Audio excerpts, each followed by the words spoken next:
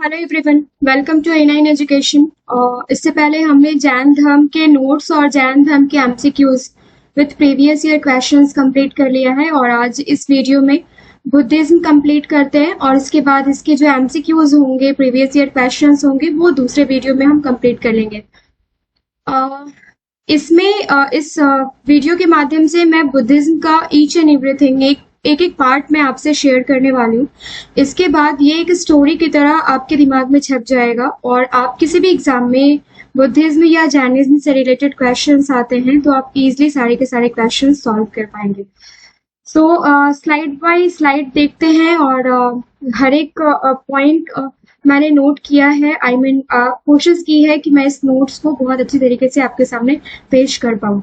First point है हमारा कि बौद्ध धर्म की स्थापना किसने की थी। ऑल वी नोज कि गौतम बुद्ध ने की थी और बचपन का नाम क्या था, सिद्धार्थ था।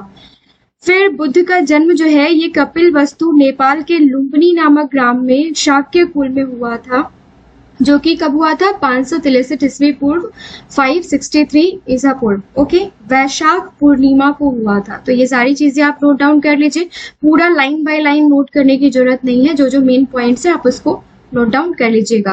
इनके पिता का नाम क्या था, शुद्धोधन, और माता का नाम क्या था, महामाया। इनके पिता जो है ये शाक्य गण के मुखिया थे। ओके, बुद्ध के जन्म के ठीक 7 दिन बाद ही इनकी माता महामाया की मृत्यु हो गई थी और उनकी देखभाल जो है उनकी जो दूसरी माता थी, सौतेली माँ महाप्रजापति गौतमी, उन्होंने किया था। और 16 वर्ष की आयु में सिद्धार्थ का विवाह जो है ये शाक्य कुल की कन्या यशोधरा से कर दिया गया था और उनके पुत्र का नाम क्या था, राहुल। ओके, ये फर्स्ट स्लाइड हमने देख लिया। सेकंड में देखते हैं इनके घोड़े का नाम क्या था। तो ये आप लोग बहुत बार कंफ्यूज होते हैं चन्ना और कंथक में। इनके घोड़े का नाम एक्चुअली कंथक था और इनका जो सारथी था, जो घोड़ा चलाता था, वो कौन था, वो था चन्ना। 29 इयर्स के जब ये थे तो इन्होंने क्या कर दिया था, गृह त्याग। और गृह त्याग की प्रक्रिया को बौद्ध धर्म में क्या कहा जाता है फ्रेंड्स, ये कहा जाता है महाविनिष्क्रमण। ओके, घर त्यागने के बाद सर्वप्रथम वे वैशाली गए, वज्जी गणराज्य की राजधानी जो है वहां आए और वहां पे उन्होंने अलार कलाम के नाम से एक ऋषि को, जो सांख्य दर्शन के ज्ञाता थे, उन्हें अपना गुरु बनाया। पहला गुरु किसको बनाया, अलार कलाम को, माफ कीजिएगा, अलार कलाम को। वैशाली के आगे निकलकर फिर वे राजगृह में आए और राजगृह से भी आगे निकलकर फिर वे गया चले गए। ओके, इनके बारे में एक बड़ा इंटरेस्टिंग सा स्टोरी है कि एक बार ऐसे ही ये भ्रमण के लिए जा रहे थे अपने सारथी के साथ, चन्ना के साथ और घोड़ा कंथक के साथ। तो इन्होंने रास्ते में एक वृद्ध को देखा और वो वृद्ध जो था, वृद्ध जो थे वो बहुत ही बूढ़े हो चले थे और पूरी तरीके से बीमारियों से घिरे हुए थे। फटा चिटा वस्त्र उन्होंने धारण किया हुआ था और खाने को कुछ भी नहीं थे और बहुत ही दुखी थे। उन्होंने अपने सारथी से पूछा कि चन्ना, इस वृद्ध की हालात ऐसी क्यों है, राइट? तो ये इतना बीमार, ये इतना थका थका क्यों लग रहा है? तो फिर चन्ना ने बोला कि महाराज, ये जो उम्र है ना, ये हम सभी के लाइफ में आने वाला है और हम सभी को इस उम्र से गुजरना है और हमारी यही स्थिति होने वाली है। हम अपने रोजचर्या के जीवनी के लिए, रोजमर्रा के जीवनी के लिए हम ऐसे ही दूसरों पे डिपेंडेंट होने वाले हैं। ओके, फिर कुछ दूर जब ये चले तो इन्होंने देखा कि एक जो लाश जा रहा है और उसके बारे में चन्ना से उन्होंने पूछा कि ये लोग क्या कर रहे हैं, ये इतना हुजूम किस बात का जा रहा है?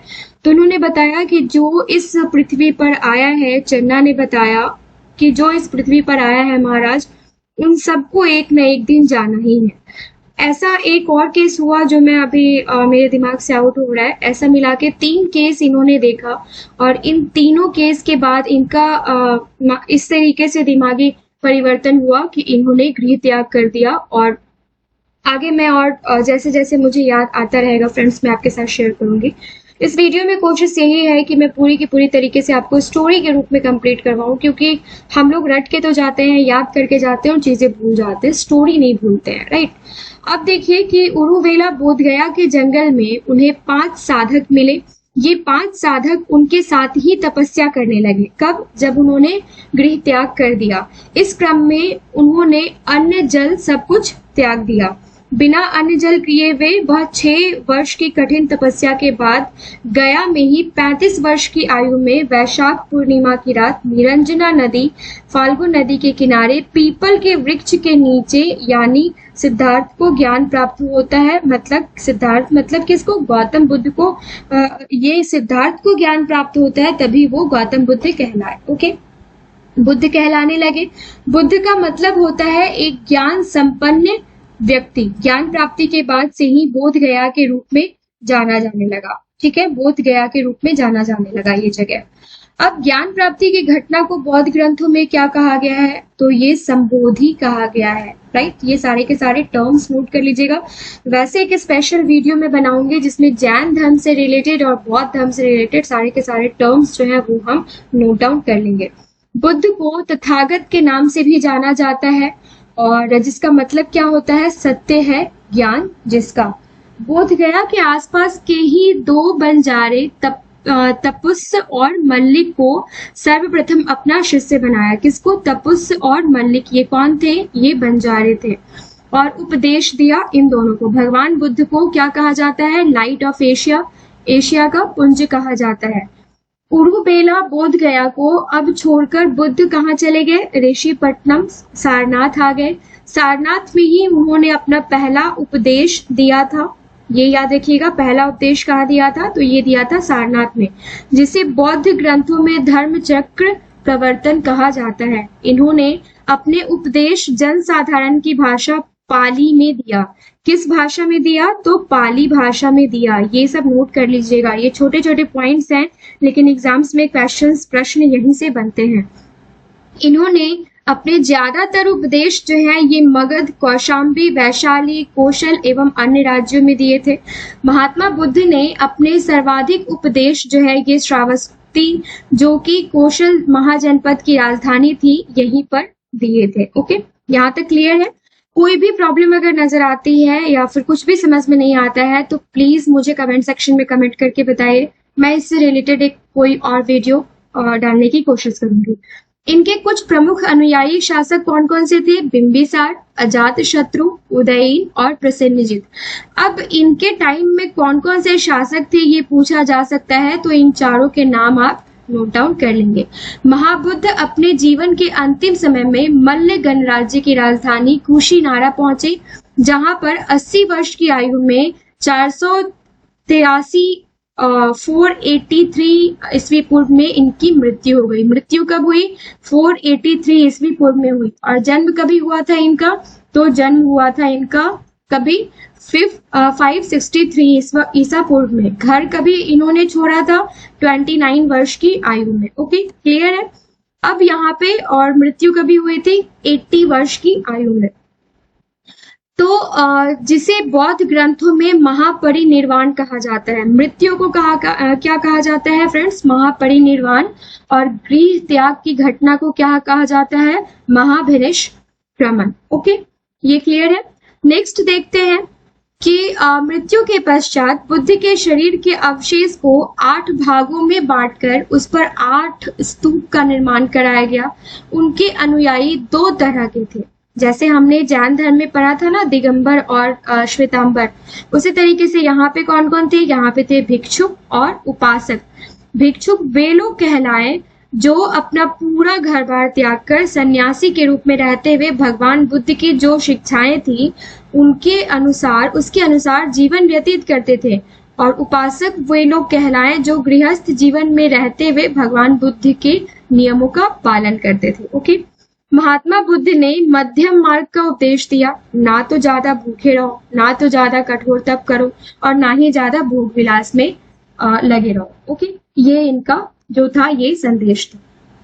अब यहाँ देखिए कि भगवान बुद्ध ईश्वर में विश्वास नहीं करते थे। ओके, भगवान बुद्ध जो थे वो किसके सिद्धांत को मानते थे? अनिश्वरवादी थे और पुनर्जन्म के सिद्धांत को मानते थे। खुद के पुनर्जन्म की कथाएं जातक नामक ग्रंथ में उल्लेखित है। इनके बुद्ध के खुद के पुनर्जन्म की कथाएं कहाँ पे उल्लेखित है? तो ये जातक नामक ग्रंथ में उल्लेखित है। और यहाँ पे देखिए कि गौतम के रूप में जन्म लेने से पहले बुद्ध ने, ऐसा माना जाता है कि 550 टाइम्स से भी ज्यादा जन्म लिए थे, राइट। जातक ग्रंथों में भगवान बुद्ध के इन्हीं पूर्व जन्मों की कथाएं वर्णित है। I don't know about this, लेकिन हाँ इतना जरूर सुनती आई हूँ मैं बचपन से कि मनुष्य जाति जो है ये 84 योनि में जन्म लेता है, उसके बाद एक मनुष्य जाति में जन्म होता है, राइट। उन्होंने 4 आर्य सत्यों का उपदेश दिया था। ये क्या क्या थे? तो संसार दुखमय है, दुखों को रोका जा सकता है, दुखों का कारण तृष्णा है, और दुखों को रोकने का तरीका है अष्टांगिक मार्ग। अब अष्टांगिक मार्ग क्या है ये हम लोग आगे के स्लाइड्स में देखते हैं। अष्टांगिक मार्ग क्या क्या है, अब इसको ध्यान से देखिएगा। अगर आप कहीं नोट्स लिखते हैं, अगर आप कहीं एक्सप्लेन करने वाले जो टॉपिक्स होते हैं वहां पे ये बड़ा काम आएगा, और वैसे भी नॉलेज के लिए काफी अच्छा है। सम्यक दृष्टि फर्स्ट, इसका मतलब क्या होता है? सत्य का ज्ञान होना चाहिए और पता होना चाहिए कि दुखों का कारण क्या है और उसे कैसे रोका जाना चाहिए। फिर सेकंड है सम्यक कर्मांत। इसका अर्थ होता है कर्म है उसे सही ढंग से करो, जो आपका कर्म है उसे सही ढंग से करो, आप गलत या बुरे कर्म मत करो, हमेशा अच्छे कर्म करो। सम्यक अजीब क्या होता है? यानी आप जो आजीविका कमा रहे हो, आप जो पैसा कमा रहे हो, उसमें किसी का दिल नहीं दुखना चाहिए, वो अच्छे तरीके से आपके पास आना चाहिए। धन का अर्जन जो है ये आपका सही तरीके से आना चाहिए। फोर्थ है सम्यक व्यायाम। आप थोड़ा बहुत अच्छी किताबों को पढ़ो, थोड़ा बहुत व्यायाम भी करते रहो ताकि आप बीमार भी ना पड़े और आपका जीवन जो है ये सुखमय हो। ओके, नेक्स्ट है सम्यक स्मृति। इसका अर्थ हुआ कि आपको सारी चीजें हमेशा याद रहनी चाहिए, यानी हमेशा याद रहना चाहिए कि हमारी जिंदगी का लास्ट एम क्या है, अंतिम उद्देश्य क्या है, आपको बीच में भटकना नहीं है। सम्यक समाधि, लगातार ये बात सोचते रहो समाधि लगाकर कि हमें मोक्ष प्राप्त करना है, निर्वाण प्राप्त करना है। सम्यक वाणी, हमेशा सही विचार बोले। और आखिरी है ये जो नीचे वाला है सम्यक संकल्प। तो ये थे अष्टांगिक मार्ग जिसे गौतम बुद्ध ने दुखों को खत्म करने के लिए दिया था। ठीक है, एक बार इसको नोट डाउन कर लीजिएगा। बौद्ध धर्म के त्रिरत्न पूछे जाते हैं, बुद्ध, संघ और धम्म, राइट। बौद्ध धर्म का परम लक्ष्य होता है निर्वाण की प्राप्ति, मोक्ष की प्राप्ति, निर्वाण की प्राप्ति। निर्वाण प्राप्ति मतलब दीपक का बुझ जाना, और दीपक का बुझ जाने का अर्थ होता है आपके अंदर दिमाग में जो 24 घंटे जो ये सारी चीजें चलती रहती हैं, इसको आप खत्म करो, ज्ञान की प्राप्ति करो, निर्वाण की प्राप्ति करो। त्रिपिटक क्या है? सुत्त पिटक, विनय पिटक और अभिधम्म पिटक। जातक कथाएं सुत्त पिटक से संबंधित थे। कहां से? तो सुत्त पिटक से जातक कथाएं संबंधित थे। ठीक है, और ये उतना ज्यादा जरूरी नहीं है। यहाँ देख लीजिए कि उनकी जो प्रथम मूर्ति मिलती है वो मिलती है कहाँ से? मथुरा शैली की, और सर्वाधिक बुद्ध मूर्ति मिलती है गंधार शैली की। ओके, नेक्स्ट है हमारा कि बौद्ध धर्म में 4 संगीतियां हुई थी। वो कौन कौन सी संगीतियां हुई थी? वैसे तो आप सबको बहुत कम को पता होगा कि टोटल 6 संगीतियां हुई थी, लेकिन 4 ही जनरली हमें देखने को मिलता है। लेकिन आज के इस वीडियो में हम 5th and 6th भी देखेंगे। अब प्रथम बौद्ध संगीति जो है वो कभी हुआ था? तो हर्यक वंश के राजा अजात शत्रु के शासन काल में हुआ था, और इस बात पर अहम सहमति बनाने के लिए की गई थी कि बुद्ध की शिक्षाओं को आगे कैसे एक्सपेंड किया जाए, फैलाया जाए। बुद्ध के निधन के ठीक बाद 483 ईस्वी पूर्व में आयोजित किया गया था। ओके, यह राजगृह में सत्तापर्ण गुफा में आयोजित किया गया था। कहाँ किया गया था, कब किया गया था, किसके शासनकाल में किया गया था, इसकी अध्यक्षता किसने की थी और क्यों किया गया था, क्या आउटकम था, ये सारी चीजें आप इस वीडियो में देख सकते हैं। पहली परिषद की अध्यक्षता करने वाले भिक्षु महाकश्यप थे। इसको आप थोड़ा करेक्शन कर लेंगे। कौन थे? महाकश्यप। ओके, मुख्य उद्देश्य बुद्ध की शिक्षाओं को क्या था? संरक्षित करना था। और इस परिषद में आनंद ने सुत्त पिटक बुद्ध की शिक्षाओं की रचना की और महाकश्यप ने विनय पिटक मठवासी कोड की रचना की। ओके, नेक्स्ट है हमारा द्वितीय संगीति। शिशुनाग वंश के राजा काला शोका के संरक्षण में हुआ था। 383 ईसा पूर्व में हुआ था, बुद्ध की मृत्यु के 100 साल बाद। वैशाली में हुआ था। सबकामी ने परिषद की अध्यक्षता की थी। मुख्य उद्देश्य क्या था? तो विनय पिटक के तहत 10 विवादित बिंदुओं पर चर्चा करना था। ओके, पहला बड़ा विभाजन यहाँ हुआ, 2 समूह जो बाद में थेरवाद और महायान में विकसित होंगे। राइट, आगे देखते हैं। पहले समूह को थेरा कहा जाता था, जिसका अर्थ पाली में एल्डर है। वे बुद्ध की शिक्षाओं को मूल भावना में संरक्षित करना चाहते थे। महासंघिका महान समुदाय नामक दूसरे समूह ने बुद्ध की शिक्षाओं की अधिक उदारता की से व्याख्या की है। ओके, तीसरा है मौर्य वंश के सम्राट अशोक के संरक्षण में संचालित किया गया। 250 ईसा पूर्व में मुगालिपुत्र तिस्स ने इसकी अध्यक्षता की थी। ठीक है, और उद्देश्य क्या था? अवसरवादी गुटों और संघ में भ्रष्टाचार को शुद्ध करना था, समाप्त करना था।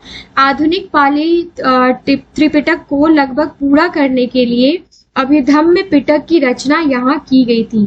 अगर पूछा जाए कि अभिधम्म पिटक की रचना कौन से संगीति में की गई थी और किसके शासनकाल में की गई थी, तो सम्राट अशोक के शासनकाल में की गई थी और तीसरे बौद्ध संगीति में की गई थी। और अध्यक्षता किसने की थी? तो मोगलीपुत्र तिस्स ने की थी। ओके, बौद्ध मिशनरियों को दूसरे देशों में भेजा गया था बौद्ध धर्म का प्रसार करने को। माफ कीजिएगा।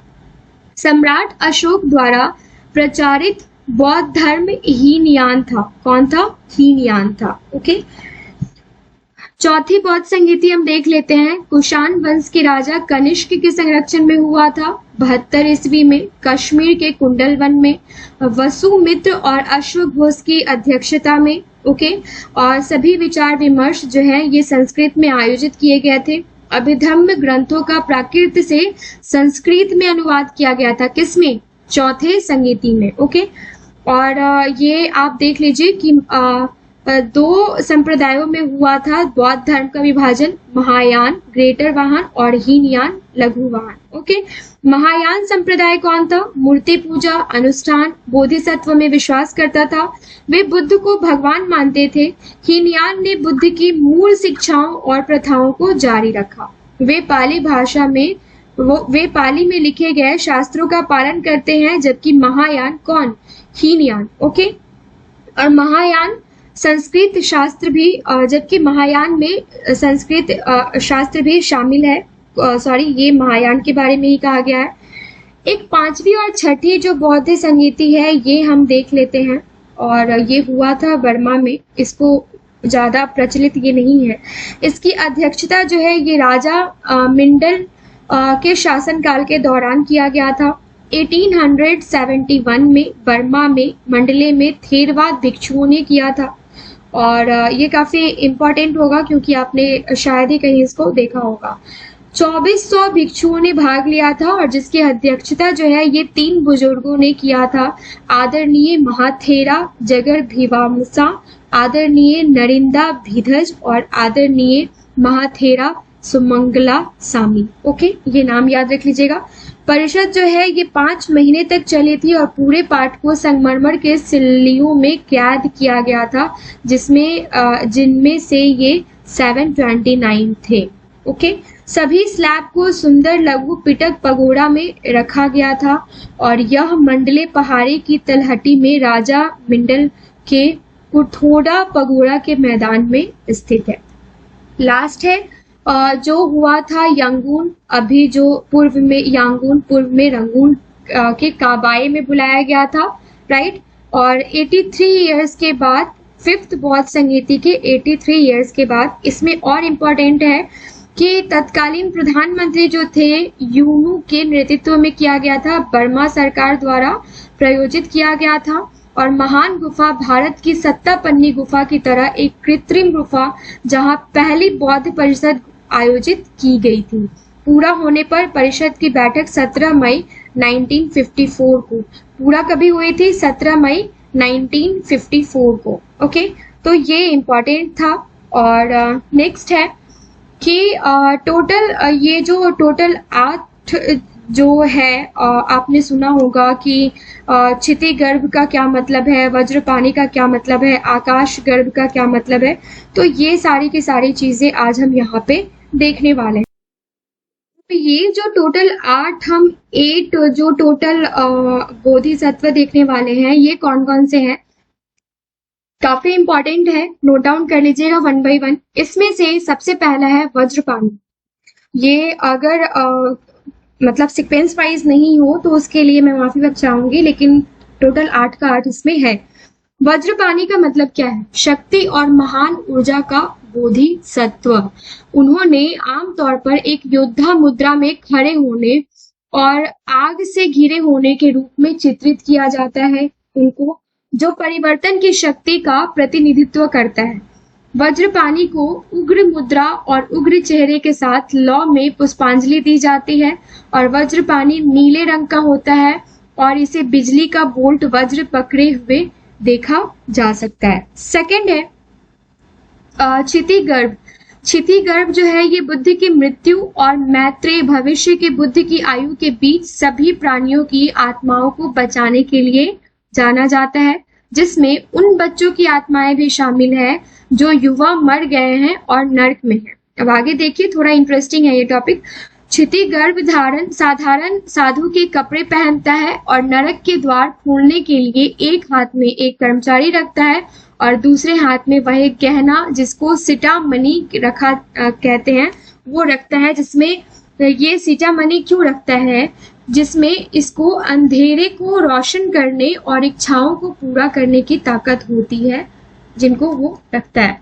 आकाश गर्भ क्या है? आकाश गर्भ ज्ञान और अपराधों को शुद्ध करने की क्षमता के लिए जाना जाता है और वह क्षिति गर्भ के जुड़वा भाई है। वह कमल के फूल पर क्रॉस पैर बैठे हैं या समुद्र के बीच में एक मछली पर शांति से खड़े होकर नकारात्मक भावनाओं को काटने के लिए तलवार लेकर शांत ध्यान मुद्रा में दिखाई देते हैं। फोर्थ है हमारा सामंत भद्र। वह अपनी 10 प्रतिज्ञाओं के लिए प्रसिद्ध है। वह शाक्य मुनि बुद्ध, गौतम बुद्ध और बोधिसत्व मंजूश्री के साथ शाक्य मुनि त्रिमूर्ति का एक हिस्सा है। उन्हें 6 दांतों के साथ एक हाथी की सवारी करते हुए देखा जाता है, जो परमिता 6 पूर्णताओं का प्रतिनिधित्व करते हैं, जैसे धैर्य, परिश्रम, नैतिकता, दान, चिंतन और ज्ञान। ये है टोटल 6 पूर्णताएं, राइट, 6 परिमिता। नेक्स्ट है सर्व निवारणा विश्वकंभिन। ओके, विश्वकंभिन ये क्या है? बोधिसत्व आंतरिक और बाहरी दोनों तरह के गलत कामों और बाधाओं को शुद्ध करता है, जो लोगों को आत्मज्ञान के मार्ग पर सामना करना पड़ता है। ओके, आमतौर पर एक कमल पर बैठे और गहरी नीली त्वचा के साथ गहनों का एक पहिया पकड़े हुए चित्रित किया जाता है। ओके, जो रॉयल्टी या का प्रतिनिधित्व करता है। ठीक है, बोधिसत्व तब भी पीला दिखाई दे सकता है जब उसे पर्याप्त प्रावधान प्रदान करना होता है, या सफेद जब उसकी भूमिका आपदाओं से राहत देने की होती है। ओके, नेक्स्ट है मैत्रेय। मैत्रेय में क्या है? मैत्रेय जो है ये 2nd नंबर पे आई थी। भविष्य के बुद्ध के रूप में भी जाना जाता है, जो अभी तक जीवित नहीं रहे हैं, राइट। लेकिन भविष्य में सच्ची बौद्ध शिक्षाओं को दुनिया में वापस लाने के लिए एक उद्धारकर्ता के रूप में आने की भविष्यवाणी की जाती है। नेक्स्ट है हमारा मंजूश्री। मंजूश्री ज्ञान का प्रतीक है, जो फर्स्ट है। चित्रण अपने दाहिने हाथ में मंजूश्री एक ज्वलंत तलवार रखती है, जो ज्ञान का प्रतीक है, जो अज्ञानता को काटती है। अपने बाएं हाथ में एक प्रज्ञा परमिता सूत्र रखता है, एक शास्त्र जो प्रज्ञा की उनकी महारत को दर्शाता है। अक्सर वह शेर या शेर की त्वचा पर बैठे दिखाई देते हैं, जो जंगली दिमाग का प्रतीक है। जिसे ज्ञान के माध्यम से वश में किया जा सकता है। और ये लास्ट जो है 8th वो क्या है, अवलोकितेश्वर, पद्मपाणि और लोकेश्वर, ये नाम आपने बड़ा सुना होगा। ओके, एग्जाम्स में आपको देखने को मिलते हैं। बोधिसत्व जो असीम करुणा का प्रतिनिधित्व करता है, उन्हें अमिताभ की अभिव्यक्ति माना जाता है, अनंत प्रकाश के बुद्ध। ओके, आमतौर पर कमल धारण करने के रूप में चित्रित किया जाता है और इसका रंग कैसा होता है, व्हाइट, सफेद।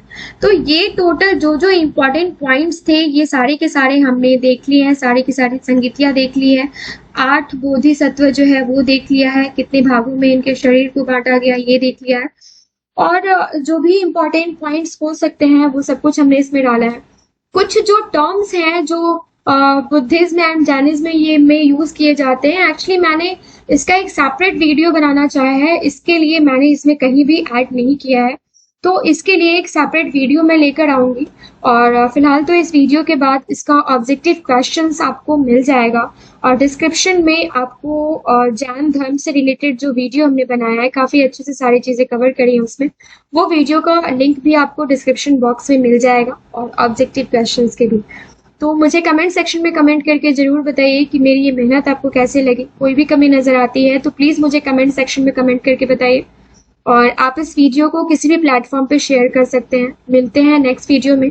A9 एजुकेशन फैमिली से जुड़े रहने के लिए friends, thank you so much.